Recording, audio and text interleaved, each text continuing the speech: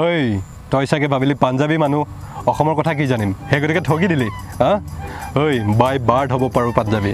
মূৰত থাকিব পাৰে পাগুৰি কিন্তু হাড়ে হিমজুৱে অসমীয়া চাকৰি কৰোঁ অসম পুলিচত মাইণ্ড ইট মূৰত পাগুৰিটো আছে বাবে তহঁতে আমাৰ অসমীয়া বুলিয়েই নাপাব অসমীয়া কালচাৰ নাজানো বুলি ভাবা হা ঐ শুন বাই বাৰ্ড হ'ব পাৰোঁ পাঞ্জাবী মূৰত থাকিব পাৰে পাগুৰি কিন্তু হাড়ে হিমজুৱে মই অসমীয়া চাকৰি কৰিছোঁ আসাম পুলিচত অসম আৰক্ষীত নমস্কাৰ আপোনালোকে চাবলৈ আৰম্ভ কৰিছে আপোনালোকৰ আটাইৰে প্ৰিয় ইউটিউব চেনেল ময়ূৰ মিক্স আছামিজ আশা কৰোঁ সকলো ভালে কুশলে আছে মই ভালে আছোঁ আৰু আজি মোৰ অতিথি হৈছে এগৰাকী মৰমীয়াল অভিনেতা ইতিমধ্যে আপোনালোকে বেহাৰৰ আউটপোষ্টৰ জৰিয়তে দেখা পাই আছে মৰমৰ হৰভজন সিং খ্যাত বিষ্ণু দা নমস্কাৰ নমস্কাৰ ময়ূৰ কি খবৰ একদম বৰ ভাল তোমাৰ ভালনে ভাল ভাল ভালে আছোঁ আৰু ইমান দূৰৰ পৰা তুমি আহিছা তোমাৰ চেনেল মই চাই থাকোঁ থেংক ইউ আৰু মোকো আজি তোমাৰ তাত মানে ইণ্টাৰভিউ এটা দেবৰ কাৰণে সুযোগকণ দিলা বহুত বহুত ধন্যবাদ তোমাক আৰু এতিয়া বিষ্ণু দা ভাইৰেল হৈ আছে আৰু প্ৰত্যেকটা খণ্ড ইমান সুন্দৰকৈ উপস্থাপন কৰিছে আমাৰে গৌৰৱ ইমান সুন্দৰ সাৱলীল অভিনয় আৰু বিষ্ণুৰ যিটো গেটআপটো পাঞ্জাবী গেটআপটো সঁচাকৈ মোৰ বহুত ভাল লাগে প্ৰথমতে কৈছোঁ থেংক ইউ ছ' মাছ বহুতো কথা জানিম প্ৰথমতে অকণ আপোনাৰ শৈশৱলৈ উভতি যাব বিচাৰিছোঁ আপোনাৰ জন্ম ক'ত আৰু কেতিয়া মোৰ শৈশৱকাল মঙলদৈৰ চিপাঝাৰৰ আচ্ছা পোটাপুখুৰী গাঁও হয় আৰু তাতে মই জন্ম পালোঁ আৰু লাইক মোৰ পঢ়া শুনা চব তাতে মোৰ স্কুলিং তাৰপিছত তাতে ক্লাছ 10লৈকে তাত পঢ়িলোঁ তাৰপিছত গুৱাহাটীত আহি ইয়াতে পঢ়িলোঁ তাৰপিছত এটাকে আগবাঢ়ি আছোঁ এটা টাইমত মডেলিং কৰিলোঁ তাৰপিছত এতিয়াতো বিজনেছ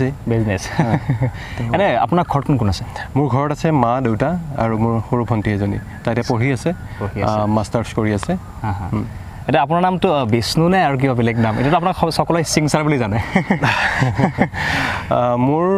নামটো হ'ল অৰিজিনেল যিটো চাৰ্টিফিকেট সেইটো হ'ল বিপুল নাথ কিন্তু মেইনলি তোমাৰ মেক্সিমামে মোক বিষ্ণু বুলি জানে তো সেনেকৈ বিষ্ণু বুলি নাথ বুলি জানে আৰু এতিয়াতো মানে হৰভজন সিং বুলিহে মাতে তো সেই তেনেকুৱা মা দেউতাৰ নাম মাৰ নাম হ'ল ডিম্বেশ্বৰী নাথ আৰু দেউতাৰ নাম হ'ল শ্ৰী ভূমিধৰ নাথ আচ্ছা মানে বাৰ্থডে কেতিয়া মোৰ বাৰ্থডে হ'ল 3 মাৰ্চ বা বঢ়িয়া এনে অভিনয়ৰ প্ৰথম কেতিয়া ক'ত কেনেকৈ কৰিছিলে প্ৰথম অভিনয় আপুনি আপোনাৰ জীৱনত প্ৰথম অভিনয় মই এইটো যে আমাৰ DD1 আছে দূৰদৰ্শনত কিবা আহিছিলে তেনেকুৱা চিৰিয়েল কিবা হেৰি এইটো এটা দুটা এপিছডত তেনেকৈ ওলাইছিলোঁ আৰু তাৰপিছত তেনেকৈ নাই মাজতে কেতিয়াবা মাতিলে ক'ৰবাত 2-এটা এপিছডত ওলোৱা যায় আগতেও কিন্তু মোৰ প্ৰথমখন এইখন বেৰহাৰবাৰীখনে যিখনত মই মানে একদম কণ্টিনিউৱাছলি অভিনয় কৰিছোঁ যেতিয়া আপুনি DD1ত আছিলে এইটো কিমান চনৰ কথা আছিলে এইটো অলমষ্ট লাইক 2015 মান হ'ব আচ্ছা সুবিধা কেনেকৈ পাইছিলে আপুনি আপোনাৰ সৰুৰ পৰা মন আছিল নাই যে মই এজন অভিনেতা হ'ম নে কেনেকৈ কি মোৰ মানে কোনো ধৰণৰ এনেকুৱা ডেষ্টিনেশ্যনে নাই আজিলৈকে যে এইটোৱে হ'ম বুলি যে প্ৰত্যেকটো বস্তুৱেই ভাল লাগে যে কিবা এটা বস্তু দেখিছোঁ সেইটোৱে কৰিবলৈ মন যায় কোনোবা এজন ডক্টৰ দেখিছোঁ মই যদি ডক্টৰ হ'ব পাৰিলোঁ কোনোবা মানে ভাল এজন অভিনেতা দেখিছোঁ মানে সেই চিনটোত কেতিয়াবা মোক নিজকে দেখা পাওঁ যে মই যদি পাৰিলোঁহেঁতেন কিন্তু মানে মূলতে এজন ভাল আৰু সৎ মানুহ হ'বলৈ চেষ্টা কৰি আছোঁ এতিয়ালৈকে আৰু কাকো যাতে অকণমানো আঘাত নিদিয়াকৈ আঘাত নোপোৱাকৈ জীৱনটোত ভালকৈ আগুৱাই যাব পাৰোঁ সেইটোৱে মোৰ মানে লক্ষ্য খুব এটা সুন্দৰ কথা কৈছে এনে ঘৰৰ পৰা সমৰ্থন আছিল নে অভিনয় ক্ষেত্ৰত বা আপুনি যে নাই এতিয়ালৈকে ঘৰৰ পৰা মোক কোনো বস্তুতেই মানে অসমৰ্থন কৰা নাই বা কোনোতে মানে হাকা বাধা এতিয়ালৈকে দিয়া নাই দেউতাহঁতে যি ভাল লাগে তুমি কৰা আৰু মানে এইটোৱে কয় যে সৎভাৱে থাকা সৎভাৱে কৰি যোৱা কামৰ কোনো সৰু ডাঙৰ নাই প্ৰত্যেকটো কামেই ভাল প্ৰত্যেকটো কামেই হেৰি আৰু মানুহক কেতিয়াও মানে চিট নকৰিবা আগুৱাই গৈ থকা ভালেই হ'ব তেনেকৈ সেইটোৱে আৰু আপুনি প্ৰথমতে ক'লে যে আপুনি মডেলিঙো কৰিছিলে এইটো কিমান চনত আছিলে এইটো 2012 মানৰ পৰা কৰিছিলোঁ মই 12 মানৰ পৰা 16 মানৰ 16 মানলৈকে সেইটো ধাউতি কেনেকৈ আহিছিলে যে মই মডেলিঙৰ দিশলৈ সোমাই যাওঁ ধাউতি মানে বন্ধুবিলাকৰ কাৰণে যেতিয়া মানে ইয়াতে আহি পঢ়ি আছিলোঁ জিম চিম গ'লোঁ যাওঁতে আৰু এই গোটেইবিলাকে কয় তুমি নোযোৱা কিয় মডেলিং হেন তেন কিবা কিনি মোৰো মানে সেই কথা শুনি আৰু অকণমান হেৰি হ'ল ঠিক আছে কৰিছোঁ তেনেকৈ কৰিলোঁ বাহিৰতো বহুত শ্ব' কৰিলোঁ দিল্লীত কেলকাতা তেনেকৈ গুৱাহাটীতো কৰিছোঁ ইয়াতেও তেনেকৈ কৰিলোঁ কৰি এটা 16 মানত বাদ দিলোঁ আৰু এই মানে ভাবিলোঁ যে এইটো লাইনত সদায় থাকিলে কেতিয়াবা কি হয় এটা সময়ত গৈ আমাৰ জানে ন এই মানে ভালকৈ কৰিব নোৱাৰিলে ইমান এটা চলিব পৰাকৈ সিমানখিনি এটা মানে সুবিধা নাপায় বা সিমানখিনি হেৰি নাপায় চ' সেই গতিকে মই অকণমান নিজকে এষ্টাব্লিছ কৰিবৰ কাৰণে এইবিলাক হেৰি কৰোঁ বিজনেছত ষ্টাৰ্ট কৰিলোঁ তাৰপিছত মই এতিয়াও বৰ্তমান কাম চলি আছে কিছুমান এতিয়া আপোনাৰ পেছাগতভাৱে বিজনেছমেন হয় অভিনয় নিচা অভিনয়টো এটা নিচা খুবেই ভাল লাগে অভিনয় আৰু ইয়াতে বেহাৰবাৰীত এইখিনি যে কৰিবৰ কাৰণে সুযোগকণ পালোঁ সেয়াই সকলোৰ ওচৰত মানে চিৰকৃতজ্ঞ আৰু মোক যে মাতিলে তেওঁলোকে অকণমান মানে হেৰি বুলি ভাবি যে আমাৰ মনোজদাৰ নাম নল'লে নহ'ব আমাৰ মানে পল্লৱ পৱনদা তেওঁলোক ৰাজেশ ছাৰ গোটেইখিনিয়ে মানে সেইখিনি অকণমান ভাবিলে যে হয়তো চাগে এই কেৰেক্টাৰটোত ভাল লাগিব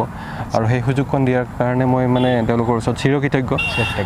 আৰু মোৰ সঁচাকৈ মানে খুবেই ভাল লাগিছে গোটেই টিমটো খুব ভাল গোটেইখিনিয়ে মানে এটা ভাল সঁহাৰি দিয়ে আৰু বহুত ধুনীয়া নজনা বস্তুটো কেনেকৈ কৰিব লাগে কি কৰিব নালাগে ধুনীয়াকৈ শিকাই লৈ আগবঢ়াই লৈ গৈ থাকে এটা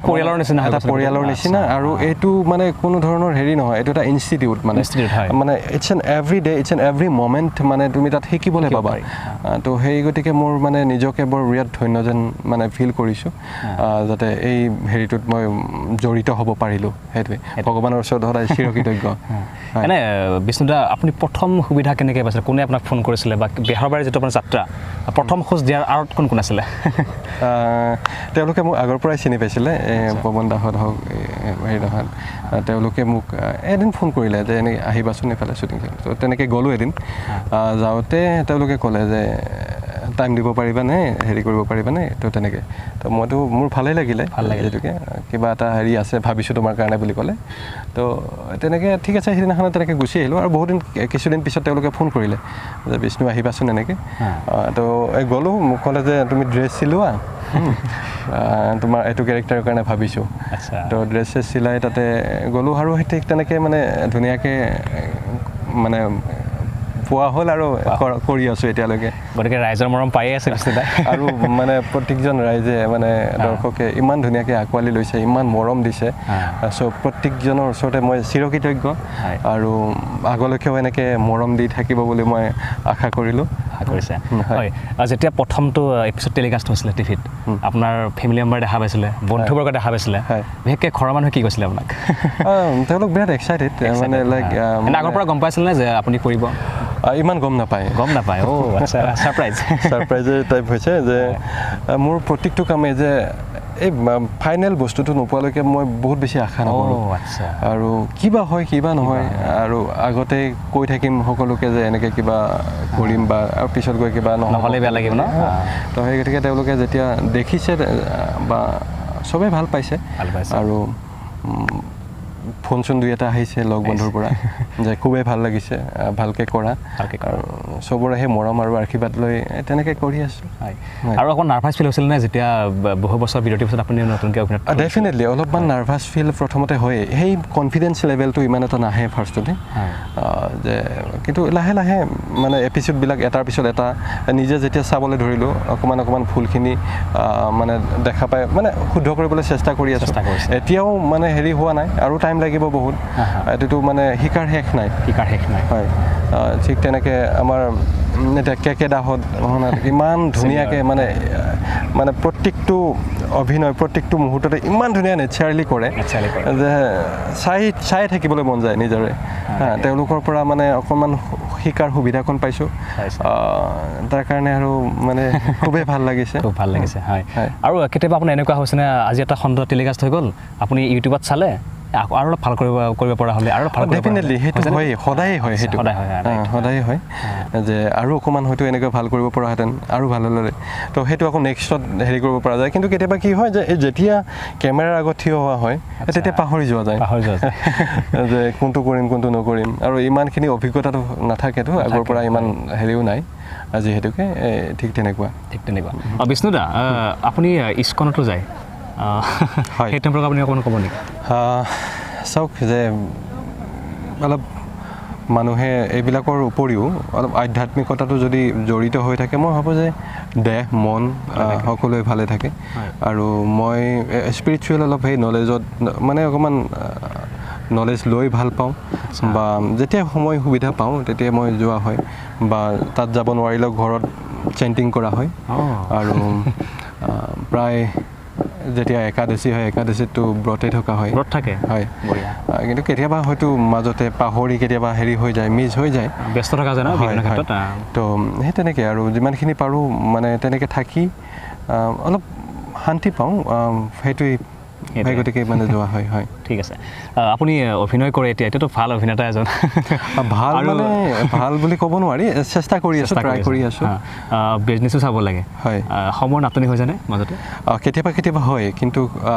ইয়াৰ মাজতেও তেনেকৈ মিলোৱা হয় 2-এজন মানুহ আছে যাক মই সেইবোৰ দায়িত্ব দি থকা হৈছে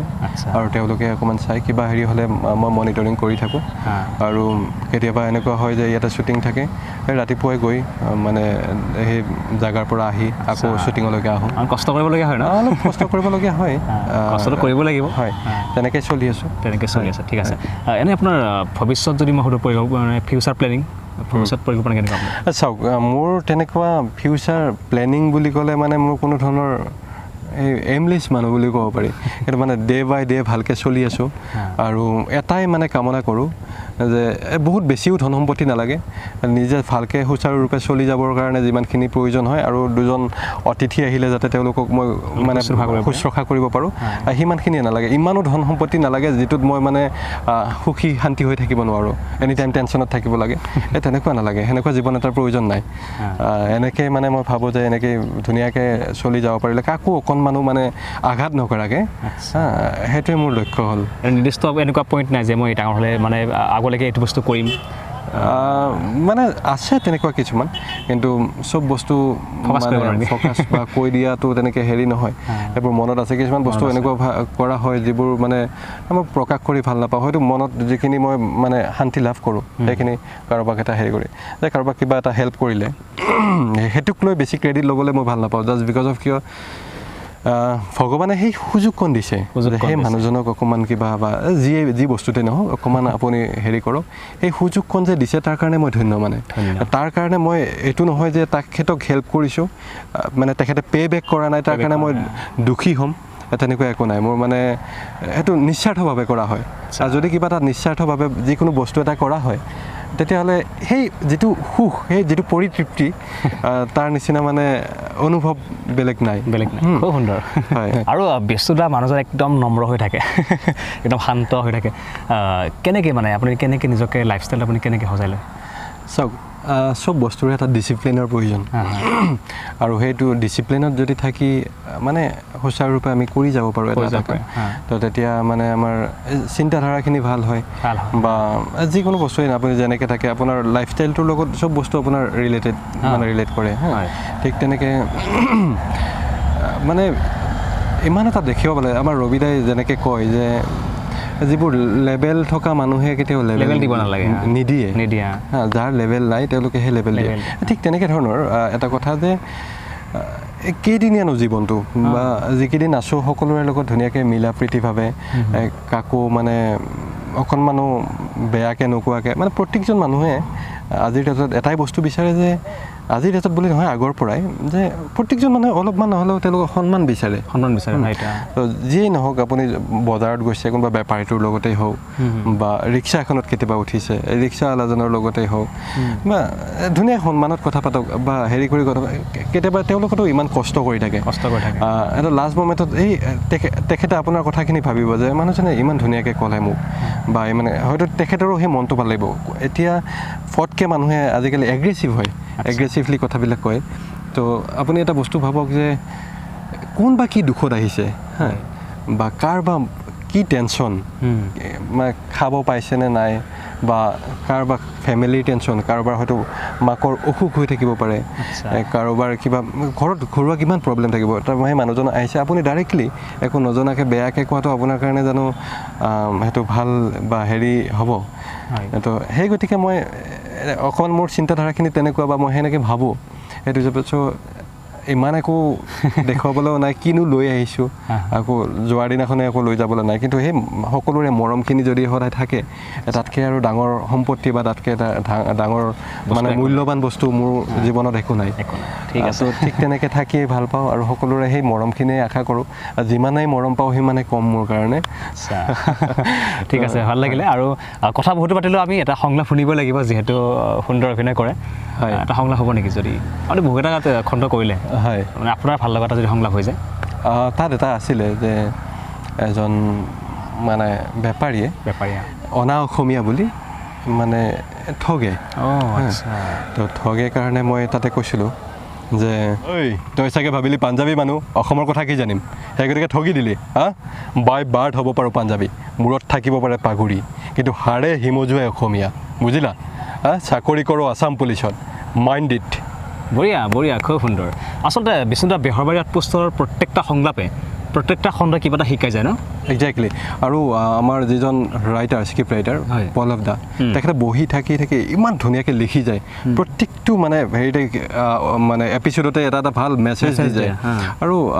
মানে ইমান যে ভালকৈ ভাবিব পাৰে, ইমান ধুনীয়াকৈ তেখেতে লিখি যাব পাৰে, মানে সঁচাকৈ শলাগ ল'বলগীয়া। হয়, ঠিক আছে, বহুত বেছি ভাল লাগিল। আৰু আপুনি ইমানখিনি সময় দিলে বহুত বহুত ধন্যবাদ জ্ঞাপন কৰিছোঁ। মই তোমাক বহুত বহুত ধন্যবাদ দিলোঁ যে তুমি মোক মানে মাতিলা আৰু ইমান দূৰৰ পৰা তুমি আহিছা ইয়াতে, আৰু ইমান ধুনীয়া জেগাখিনি তুমি চিলেক্ট কৰিছা, সুন্দৰ লোকেশ্যন। তাৰ কাৰণে তোমাকো বহুত বহুত ধন্যবাদ। গতিকে আমাৰ দ্বিতীয় খণ্ড আহি আছে, তাত লগ পাইছোঁ। ধন্যবাদ। জয় অসম। মৰয়াৰ দুপাখি মোৰ মনৰ বতৰা পঠিয়ালো তোমালে, তুমি আদৰি ল'বা পাৰো বতৰা, কি যে বুকু ভৰা মোৰে মন বননিত তুলিলে ধুৰীয়া। গানে গানে তুমি মোৰ, সুৰে সুৰে তুমি মোৰ, দূৰে দূৰে নৰবা মোৰ, পাওঁ যেন কাষতে মোৰ, তেজে তেজে তুমি মোৰ।